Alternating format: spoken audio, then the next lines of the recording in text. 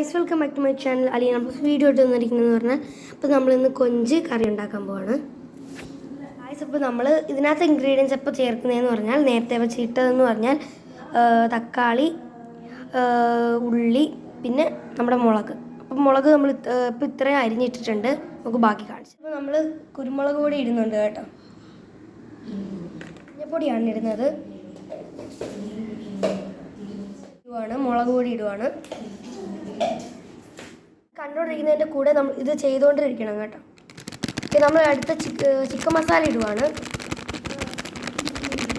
നമുക്ക് ആവശ്യത്തിനിടാം. മീറ്റ് മസാലയാണ് ഇടുന്നത്, അത് നമുക്ക് ആവശ്യത്തിനിടാം. ഇനി നമുക്ക് ആവശ്യത്തിന് ഉപ്പിടാം.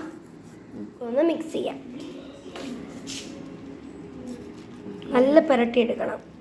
മിക്സ് ചെയ്തിട്ട് നന്നായിട്ട് മിക്സ് ചെയ്തെടുത്തിട്ടുണ്ട്.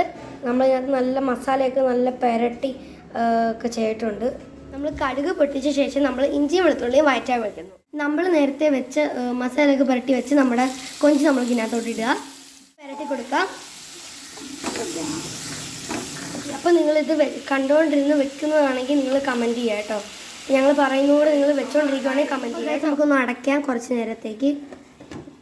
നമ്മൾ തുറന്നിട്ട് നമ്മളൊന്ന് കറിവേപ്പില ഇട്ട് കൊടുക്കുന്നുണ്ട്. എന്നിട്ട് ലോ ഫ്ലെയിമിൽ 35 മിനിറ്റ് നമ്മുടെ കൊഞ്ച് കറി റെഡി ആയിട്ടുണ്ട്. ഈ വീഡിയോ ഇഷ്ടപ്പെട്ടെങ്കിൽ ലൈക്ക് ചെയ്യുക, ഷെയർ ചെയ്യുക, കമൻറ്റ് ചെയ്യുക, സബ്സ്ക്രൈബ് ചെയ്യുക.